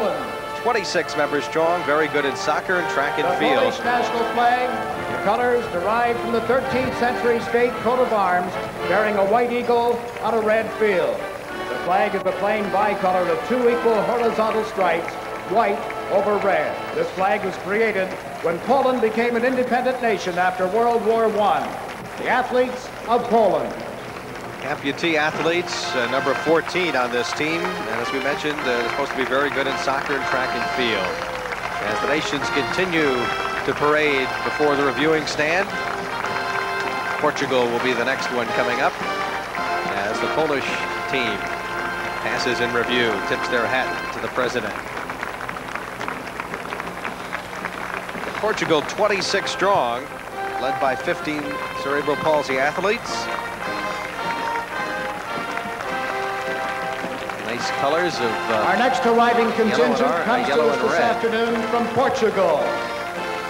Portugal's leading role in discovering the world beyond Europe's boundaries in the 15th and 16th centuries has been recognized in the nation's national flag since 1815. Behind the state coat of arms is a spear, an early navigational instrument. The field behind the emblem is divided vertically into two stripes. A green one representing Prince Henry the Navigator next to the hoist, and a red one, half as wide again, representing the monarchy in the fly. The design dates from 1910 when Portugal became a republic. And as Portugal passes in review, next up will be the Republic of South Korea. There's President Reagan. South Korea with a 30-member delegation. Blind athletes 3, amputee 1, cerebral palsy 2. The Republic of Korea. The flag bearer is young Pil-song. Young is 17 years of age, is a swimmer, is athletic representative of the nation. The flag, white, the traditional color of the Korean people, appears in the national flag, where it also expresses the desire for peace. In the center is a disc halved by an S-shaped line, the upper half being red and the lower half blue. This is based on the ancient Chinese yin-yang symbol, which represents all the opposites that occur in nature, such as male, female, good, evil, and so on. In the corner of the flag are 4 trigrams, each one representing one of the 4 seasons, and cardinal points, and one of the elements of the universe, the earth, moon, sun, and heaven. The present flag of the People's Republic of Korea was adopted in 1950. South Korea, of course, will host the 1988 International Olympics and hopefully the disabled games as well, we understand. Entering now, the athletes representing Spain. 47 members strong. The Spanish flag, the colors red and yellow, date back to the 15th century monarchs, King Ferdinand and Queen Isabella. The flag design, in which the central yellow stripe is twice as wide as each of the red stripes, was introduced in 1938. The Spanish coat of arms often appears in the center. Representatives from Spain. Spain with 7 blind athletes, 6 amputee athletes. Les Autres, 20 athletes will be competing in that category from a variety of disabilities.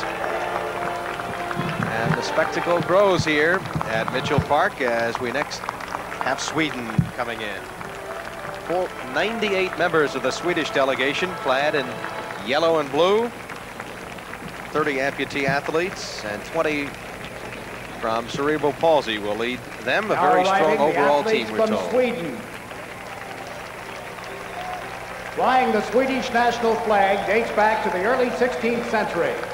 The flag is a gold and yellow Scandinavian cross on a blue field. The colors were derived from the ancient state coat of arms dating from 1364, which bears 3 gold and yellow crowns on a blue field.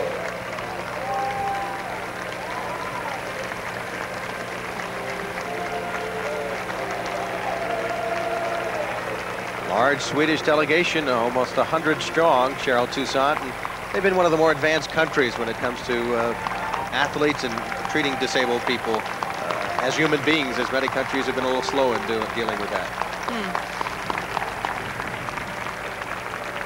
So Sweden is the country coming in. Still more countries. Looks like the Swiss flag is about to be coming in. There's Mike Bichette with I believe that is his son on his lap, right behind the president. Just about every seat taken here at Mitchell Park. And as you can see, the pageantry as the athletes are all lined up on the infield. Now Switzerland 32 strong. Just now entering at the northeast gate, Switzerland. The flag bearer for Switzerland is Hans Santucci. Hans is 33, competes in the high jump. A square flag bearing a white Greek cross on a red field has been the official national flag of the Swiss Confederation since 1848. But the use of this emblem by the Swiss goes back many centuries. A medieval chronicle describes Swiss soldiers marching out to fight oppressive rulers in 1339 wearing a distinguishing emblem, the sign of the Holy Cross, a white cross on a red shield. The athletes of Switzerland. 7 cerebral palsy athletes, 6 blind athletes, 3 amputees will be manning the Swiss team. Now we have, I believe, Thailand coming in. Small delegation. And now we welcome Thailand.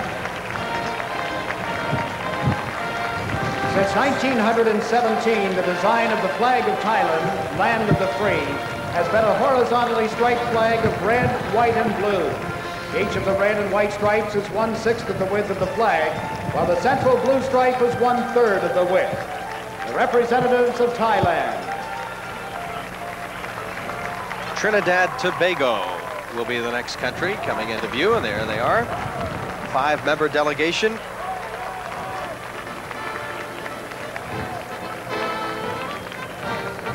And now our athletes from Trinidad Tobago.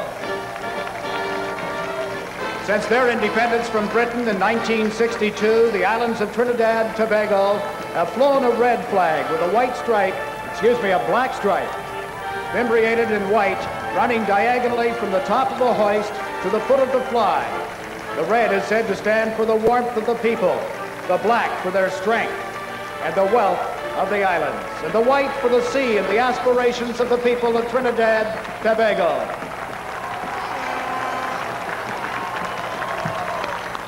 Now the large contingent from Great Britain, United Kingdom, 235 strong, led by 60 cerebral palsy athletes, 34 amputees. The Union flag, the second largest delegation. The Union Jack, is a royal flag which the British Parliament has stated can be flown by private persons but only on land. The United Kingdom has no official national flag for use by private citizens. The Union flag is a combination of flags representing parts of the United Kingdom, excepting Wales.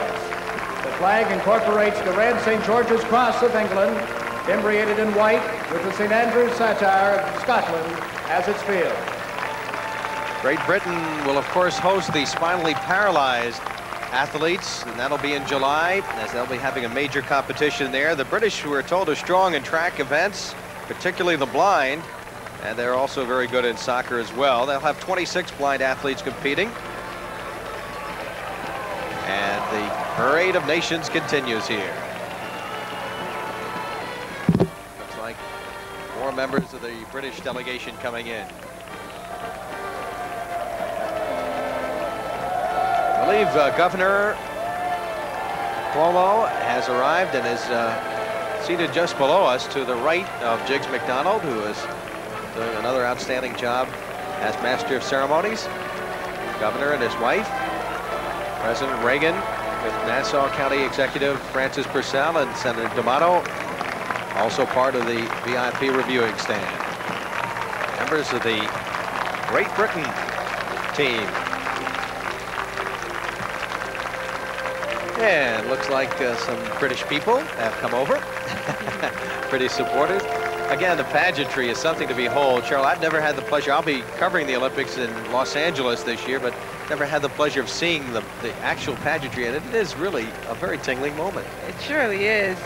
Abled or disabled, whatever you want to call it, it is a wonderful experience, and these... You know, and in talking to the athletes, they're in the Olympic Village, talking to people from all over, and you find out that under the skin, people are all the same. All the same, and these athletes know it. They feel it. And there's a great empathy among these athletes, not only because they are disabled in the same kind of situation, a variety of disabilities, but because they realize that through athletics, people do get together. Certainly do. And right now, more members of the British delegation coming in. Ladies and gentlemen, we are still welcoming the athletes You'll be seeing from many the United wheelchair Kingdom. events. Also many track and field events. This track, as we pointed out earlier, an outstanding track, recently built here in Mitchell Park. British delegation continue to come out. A little bit of drips and drabs, so to speak. British usually quite punctual. But they do have a large delegation. In fact, it's second largest to the United States. They have 235 athletes. It takes a while for all those athletes to make their way through, and more continue. And the weather really has held off so far. And the threat of rain has been with us throughout the afternoon, Cheryl Toussaint. But we have not had the rain so far, and that's a good sign. And there's a look at the president. Kathy Crosby behind him. That's Mike Machette, the gentleman with the glasses touching his forehead. And he looks pleased so far. Things have gone well so far for the director of these games. For 2 years, he's been working at it. He's obviously prepared well. Of course, the games in 1976 first took place in Toronto. They were in the Netherlands in 1980, and now here in the United States in 1984. And more members of the British team coming on the field. Still more countries to come. Of course, the United States delegation will be the largest of the athletes. We'll be seeing them shortly. Balloons to be let go. A very festive sight here at Mitchell Park. And don't forget, we'll have some 20 hours of programming. Just as a note of interest, ladies and gentlemen, the United Kingdom delegation is the second largest contingent at these games.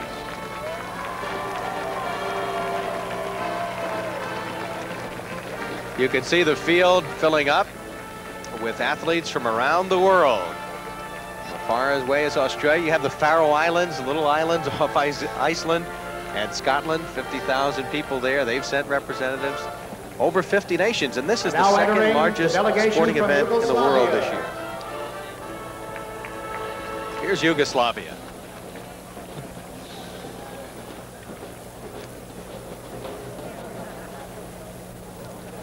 A 60-member delegation.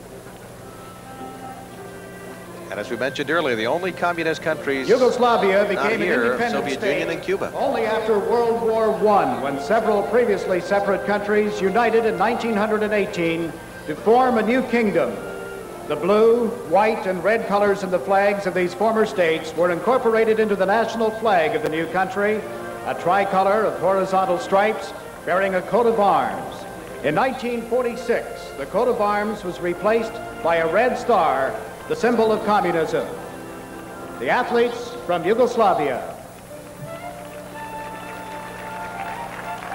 One of the larger communist delegations, 60 members strong.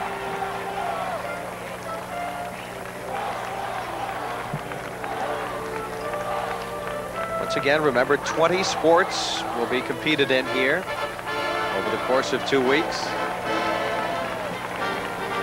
You'll be seeing many of those, as Zimbabwe will be next from southern Zimbabwe, from southern Africa. 42-member delegation.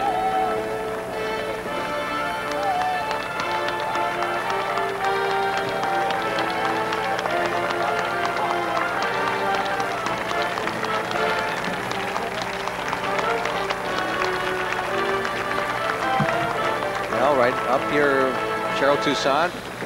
Many of the Secret Service have joined us up here in our broadcast booth. It's filled up, as we are right directly above the president and the official stand.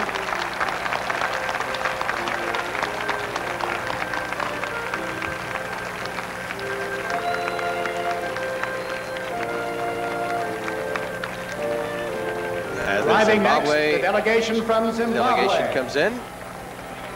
The flag bearer is Arthur James. Arthur is 27, competes in track and field events, and by popular demand of his group was selected as their flag bearer. The flag with the colors green, the vast abundance of greenery, the reason. Yellow symbolizing the mineral wealth. Red is for oppressed nations. Black, majority of the population. A white triangle for peace inside the national bird.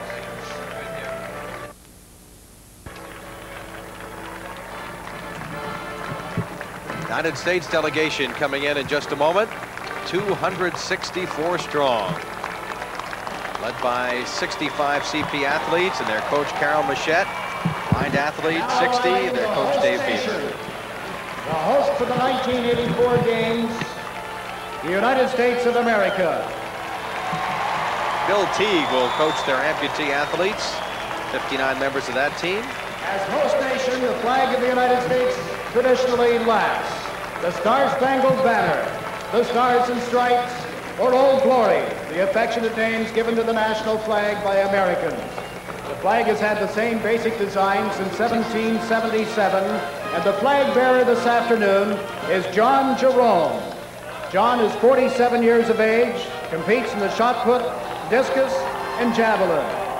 He was selected as the flag bearer as he is a record holder in many of these events. The flag of the United States has 13 horizontal stripes, arranged as 7 red stripes, alternating with 6 white stripes. They represent the original 13 colonies. In addition to the stripes, 50 white 5-pointed stars representing the 50 states of the Union appear on a dark blue field in the canton. They are arranged as 5 rows of 6 stars, alternating with 4 rows of 5 stars. The hosts for the 1984 International Games for the Disabled, the United States of America. Big hand, as you might expect. John Jerome, the flag bearer. What a remarkable story he is. Al Order has been his idol for many years. He hoped to meet him. Al, of course, a native Long Islander out of West Islip. What a story he's been over the years, the courage that he's shown competing in the shot put. And as the athletes march in review of the president, the governor, Mario Cuomo, and New York's 2 senators, big hand. Ronald Reagan enjoying the activities. Thumbs up, says the president. Wish them good luck. They should do well, the U.S. team. It's swimming and track and field in all divisions and should clean up in basketball. Ronnie Alsop, one of the outstanding athletes in track and field. Sure, we'll be seeing him. He's an amputee athlete, competed before he had his injury in college, very high level. He's an outstanding wheelchair basketball player, holds records in several track and field events, and I know we're looking forward to seeing him among many other outstanding athletes from the United States competing here in the International Games for the Disabled. Quite a spectacle. The host team, the United States.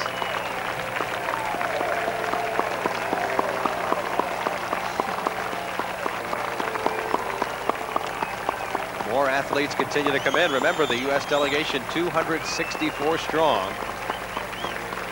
Everybody's got cameras. All the team members. There must be more picture taking going on today, Cheryl Toussaint. Were you one of those picture takers back in '72? Well, I didn't carry my camera with me, but a lot of pictures were taken, and I made sure that I got some of them. Cheryl Toussaint, who of course competed for the United States, won a silver medal back in the 1972 Olympics in the women's 1600-meter run at Munich. And as we said earlier, if you look out at the infield, and the president now looking out at this huge throng of athletes. That was the 1600-meter relay, we should point out, that Cheryl was involved in. You remember your teammates on that team? I bet it's hard to forget. Oh, I certainly do. I've got to tell you a funny incident that happened to me at the games later on. Still arriving, ladies and gentlemen. Cheryl, of course, from Brooklyn, out of Erasmus Hall High School, went to NYU, started at the Adams Track Club with Fred Thompson. And as we talked earlier, Cheryl, what a great role model these athletes must be, not only for adult handicapped people, but for the youngsters watching at home and certainly here in presence, here at the field. Handicap and non-handicap, they have to be an inspiration to people watching at home. More members of the United States team coming on. And this is just the opening ceremonies. Indeed. Well, the key is that the athletes are united in a sense, and the various groups, the U.S. Amputee Athletic Association, the National Association of Sports for Cerebral Palsy, and the U.S. Association for Blind Athletes, the three host organizations, have really banded together, joined together, established rules and classification systems for the games to make it an international competition. And a bona fide event. Now, as we mentioned, each of these events, athletes, as you'll be seeing events in more than 20 sports, are classified by the nature and degree of their physical disabilities. For example, blind athletes compete in 3 different classes based upon their degree of visual impairment, and amputee athletes in 9, and athletes with cerebral palsy in 8. So it's fair that based on the degree of disability, you compete against people of a similar problem. So the athletes continue to come in, and we'll be right back with more coverage of the International Games for the Disabled right after these messages.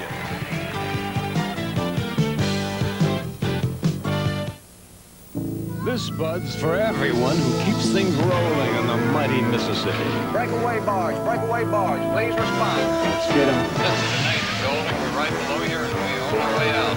I'll come around on the port side and bumper there.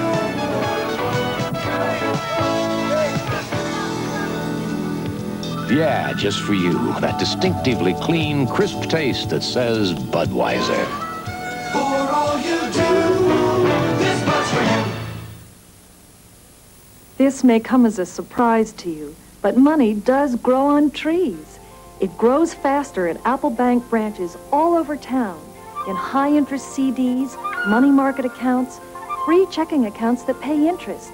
For all you need to help your money grow and grow and grow, visit any full-service Apple Bank branch. Who says money doesn't grow on trees? Apple Bank for Savings. We're good for you. That is the scene here at Mitchell Park.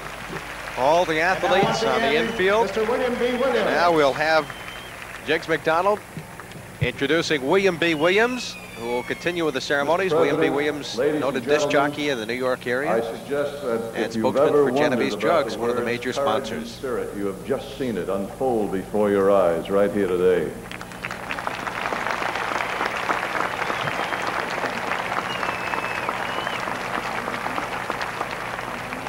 As the last contingent, that of our own United States, gets to the grass, may I suggest that all of the athletes kind of sit down on the grass, make yourselves comfortable, relax, and now we're going to start paying tribute to you.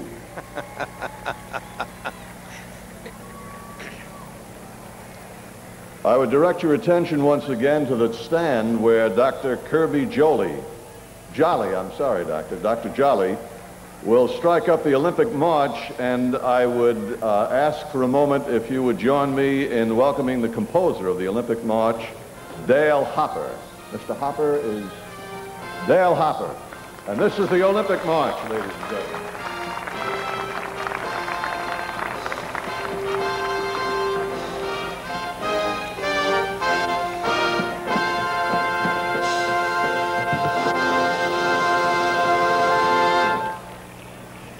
Dr. Jolly and the Olympic March, members of the band, we thank you.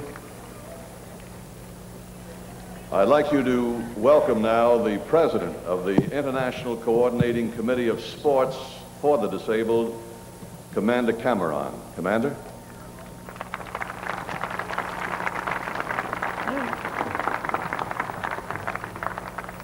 Mr. President, distinguished guests, athletes and friends, as the acting president of the International Coordinating Committee, I and my fellow presidents welcome the athletes and the officials accompanying them to the USA International Games for the Disabled.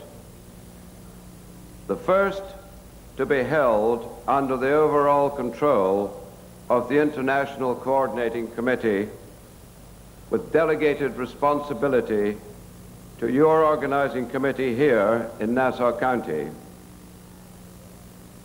To reach their goal, this committee, presided over by Dr. Callahan, has had to work doubly hard as time for the structuring of the Games was very short. It is the biggest event to date of such a nature, involving 1,800 competitors, plus the many officials and escorts. The International Coordinating Committee is where the 4 international organizations offering wide possibilities for sport for the disabled come together in a common forum. The committee had hoped that our 4th member organization would also be staging its section of the Games in the USA.